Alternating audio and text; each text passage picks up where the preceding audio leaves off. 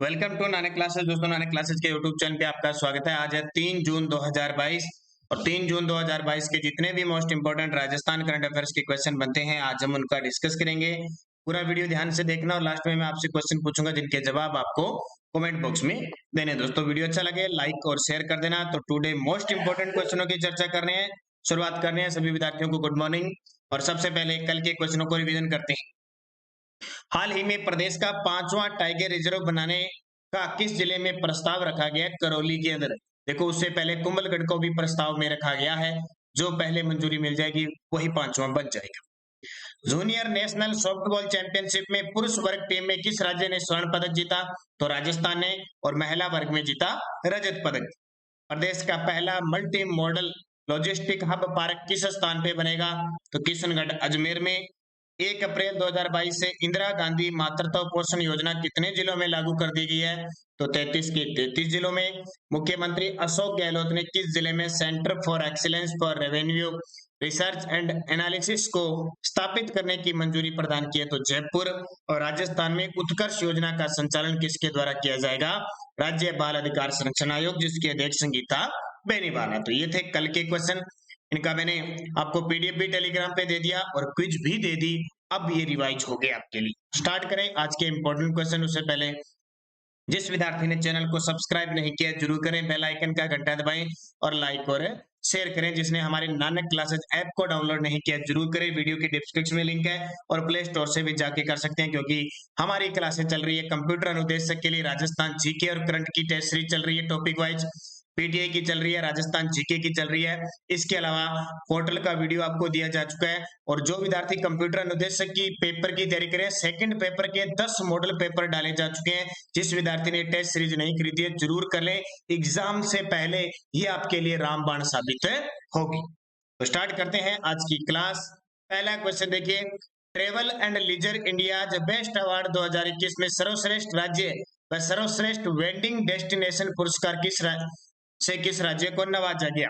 Travel and leisure India best award 2021 में सर्वश्रेष्ठ राज्य और सर्वश्रेष्ठ वेंडिंग डेस्टिनेशन पुरस्कार से राजस्थान राज्य को नवाजा गया। तो देखिए, राजस्थान पर्यटन और वेंडिंग डेस्टिनेशन में सर्वश्रेष्ठ रहा। पर्यटन के क्षेत्र में राजस्थान वेंडिंग डेस्टिनेशन के लिए सबसे पहली पसंद है। देश दुनिया में प्रदेश वेंडिंग डेस्टिनेशन के तौर पर सेलिब्रिटी के द्वारा सबसे ज्यादा पसंद किया जा रहा है। आपने कई बार देखा होगा ना, बहुत सारी विवाह शादियां उत्सव अपने राजस्थान में स्पेशल आके बनाई जाती है। राजस्थान में पर्यटन विकास निगम लिमिटेड काम कर रहा है, आरटीडीसी। विश्व पर्यटन दिवस मनाया जाता है 27 सितंबर को और राष्ट्रीय पर्यटन दिवस हम बनाते हैं 25 जनवरी को। दोनों में कंफ्यूजिंग रहती है, दोनों ही पेपर में पूछे जाते हैं। और इस आरटीडीसी की स्थापना 24 नवंबर 1978 को हुई थी। और राजस्थान पर्यटन विकास निगम का मुख्यालय कहाँ पे है? जयपुर के अंदर है। और राजस्थान पर्यटन विकास निगम के जो अध्यक्ष हैं, ये चेयरमैन कह सकते हैं, वो है धर्मेंद्र राठौड़। तो ये आपके लिए इंपॉर्टेंट है, अच्छे तरीके से इसको आपको याद रखना है। अगला क्वेश्चन देखिए, राजस्थान के किस जिले में पद्मश्री कैलाश सांखला स्मृति वन स्थापित करने की घोषणा हुई है? पद्मश्री कैलाश सांखला स्मृति वन स्थापित करने की घोषणा हुई है। तो जोधपुर के अंदर। कहाँ पे? जोधपुर में। जैसे कपूरचंद कुलिस स्मृति वन स्थापित करने की घोषणा जयपुर में हुई थी, उसी प्रकार कैलाश सांखला स्मृति वन स्थापित करने की घोषणा जोधपुर में। तो जोधपुर में वन विभाग की भूमि पर जयपुर के कपूरचंद कुलिस स्मृति वन की तर्ज पर 20 करोड़ रुपए की लागत से walking track, yoga park, herbal garden आदि सुविधा युक्त पद्मश्री कैलाश सांखला स्मृति वन स्थापित किया जाएगा। यानी जयपुर के अंदर जिस प्रकार कर्पूर चंद्र कुलिस स्मृति वन है, उसी प्रकार जोधपुर में श्री कैलाश सांखला स्मृति वन स्थापित किया जाएगा। अब इन्हें पद्मश्री मिल चुका है। कैलाश सांखला किसके लिए प्रसिद्ध है, किस नाम से जाने जाते हैं? ये जवाब मुझे आप सारे विद्यार्थी कमेंट में दोगे, क्योंकि नॉर्मल सा प्रश्न है, अक्सर हम पढ़ते हैं इसके बारे में। राजस्थान में किस देश के सहयोग से डेयरी क्षेत्र में सेक्टर ऑफ एक्सीलेंस स्थापित किया जाएगा? डेयरी सेक्टर में सेंटर ऑफ एक्सीलेंस स्थापित होगा तो डेनमार्क के सहयोग से। किसके सहयोग से? डेनमार्क। तो डेनमार्क के राजदूत फ्रेंड स्वाने राजस्थान के दौरे पर हैं। मुख्यमंत्री अशोक गहलोत व फ्रेंड्स माने के बीच डेयरी क्षेत्र के विकास के लिए समझौता हुआ। उदयपुर के नगरीय क्षेत्रों में जल संरक्षण में जल शुद्धिकरण कार्यों में डेनमार्क की कंपनियों का तकनीकी सहयोग लिया जा रहा है। तो डेनमार्क एक देश है, यूरोप महाद्वीप का देश है, जिसकी राजधानी कोपेनहेगन है। और ये डेनमार्क है, जो आप पढ़ते हो विश्व का सबसे बड़ा जो द्वीप है ग्रीनलैंड, वो भी डेनमार्क के अधीन है। तो डेयरी क्षेत्र में सेक्टर ऑफ एक्सेलेंस स्थापित करने का काम डेनमार्क के साथ सहयोग के हो रहा है। अब देखिए, दो क्वेश्चन ऐसे लेके आए हूं जो पेपर में आते ही आते हैं। अभी जेईएन के पेपर में आया था, कांस्टेबल के पेपर में आया था। ये क्वेश्चन पढ़ लेना, क्योंकि रोज जब करंट की क्लास देते हैं तो एक खास विशेष क्वेश्चन नहीं बन पाते हैं, उस वजह से आपको ये क्वेश्चन देने पड़ते हैं। तो ये दो क्वेश्चन अच्छे तरीके से याद रखना, आपको पेपर में कहीं ना कहीं मिलेंगे। लगातार मैं जो राजस्थान की पुरानी भारत की राजस्थान की सहयोग से योजनाएं चल रही है उनकी बात करता रहता हूं। तो मरु विकास कार्यक्रम, जिसका नाम है डीडीपी कार्यक्रम, का प्रारंभ कब से किया गया? अब ये प्रश्न कभी पुराने नहीं होते, क्योंकि हर बजट में इनके लिए राशि जारी होती है। तो मरु विकास कार्यक्रम 1977-78 में लागू हुआ। ये कंप्यूटर निर्देशक, वीडियो मेंस, फर्स्ट ग्रेड, इनमें से सीधे सीधे क्वेश्चन आ जाते हैं। तो प्रारंभ हुआ 1977-78। वित्त पोषण में केंद्र और राज्य का अनुपात है 75-25 है। कितना? 75-25 है। पहले ये 100% केंद्र प्रवर्तित था, यानी इसकी राशि सारी की सारी केंद्र सरकार देता। अब केंद्र 25 और राज्य 25 देता है।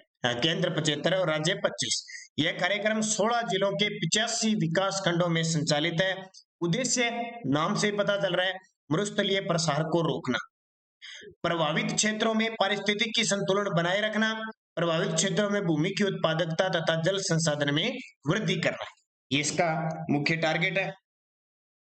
कार्यक्रम में निम्न कार्य शामिल है। देखो कार्यक्रम में तो देखिए, जैसे कृषि वानिकी का विकास करना, पशुपालन व भेड़ पालन का विकास करना, पशुओं के लिए पेयजल पूर्ति की व्यवस्था करना, लघु सिंचाई, ग्रामीण विद्युतीकरण, जल संसाधनों का विकास व आर्द्रता संरक्षण और बलुई मिट्टी के टीलों के स्थिरीकरण का कार्यक्रम। क्योंकि पश्चिमी राजस्थान के अंदर आप कंडीशन देखें तो वन बहुत कम है, वन बहुत कम होने के कारण और बारिश नहीं होती है और पेयजल की कमी आ रही है, इसलिए कृषि तो न के बराबर है। अब पशुपालन और भेड़ पालन का विकास क्यों क्यों हो रहा है? क्योंकि अब ये कंडीशन आ रही है कि जैसे ही पानी की कमी आती है पश्चिमी राजस्थान में, इस समय बहुत कंडीशन पशुपालन बहुत मुश्किल हो जाता है। पेयजल पूर्ति आपूर्ति करना पशुओं के लिए, छोटी छोटी सिंचाई परियोजनाएं लागू करके और कृषि का और सिंचाई का समाधान करना, ये सारी बातें इसके तहत होती है। 1977-78 में शुरू हुआ। केंद्र राज्य का अनुपात 75-25 है और कितने जिलों में है? 16 जिलों में। अरावली विकास कार्यक्रम की शुरुआत किस वर्ष से की गई? अरावली विकास, आपको पता है आज जो अरावली पर्वतमाला है ये धीरे धीरे खंडित होती जा रही है, खत्म होती जा रही है और ये इधर 12 जिलों का जो मरुस्थल है वो धीरे धीरे इधर प्रसारित हो रहा है। जगह जगह कटाव होते जा रहे हैं, खनन वगैरह करके, कैसे भी मानव स्वार्थी मन के कारण खनन प्रक्रिया है, कोई भी प्रक्रिया होती है उस वजह से। तो अरावली विकास कार्यक्रम की शुरुआत किस वर्ष हुई थी? 1974-75 के अंदर अरावली विकास कार्यक्रम की शुरुआत हुई। तो पूरी डिटेल देखिए, ये आपसे सन पूछे जाते हैं। वर्ष 1974-75 में यह कार्यक्रम 16 जिलों के 120 विकास खंडों में संचालित है। जल्दी मैं वीडियो मेंस के लिए स्पेशल टॉपिक है, तो मेंस के लिए अभी ऐप के अंदर टेस्ट सीरीज लाने वाला हूं। उसके अंदर आपको विश्व, भारत और राजस्थान का जीके जो भी टॉपिक है प्लस तीनों का जो करंट है वो आपको उपलब्ध कराऊंगा। आप जल्द ही मॉडल पेपर इसके जारी करें। स्पेशल इतनी चीज का ही, विश्व, भारत और राजस्थान का जीके प्लस करंट जीके के मैं आपको 15 मॉडल पेपर उपलब्ध कराऊंगा। जल्द ही वो पढ़ लेना, आपके लिए शानदार रहेंगे। तो यह कार्यक्रम 16 जिलों के 100 विकास खंडों में संचालित है। 120 विकास खंडों में संचालित है। अरावली वृक्षारोपण योजना 1992-93 को राज्य के 10 जिलों में संचालित है। ठीक है, ये तो है अरावली विकास कार्यक्रम। एक अरावली वृक्षारोपण यानी अरावली क्षेत्र में वृक्षारोपण का 1992-93 में संचालित है। जैसे अलवर, सीकर, झुंझुनू, नागौर, जयपुर, पाली, सिरोही, उदयपुर, चित्तौड़गढ़, बांसवाड़ा।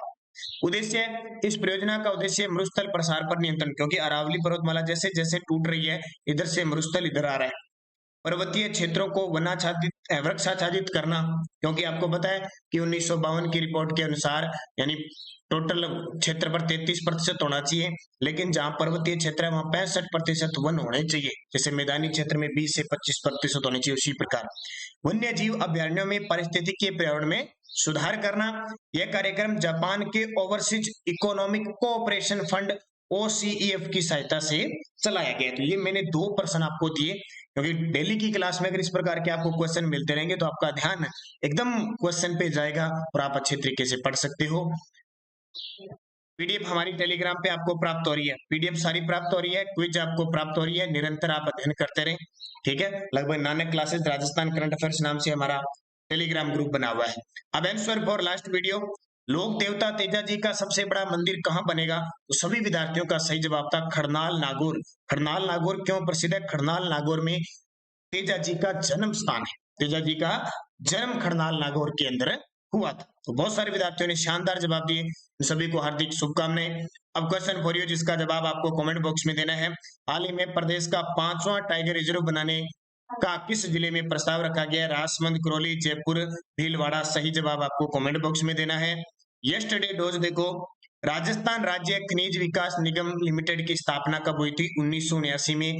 ये वही निगम है जिसकी स्थापना 1969 को रिको के साथ हुई थी पहले, फिर स्वतंत्र रूप से 1979 में आया था, फिर 1980 में रिको स्थापित हुआ था।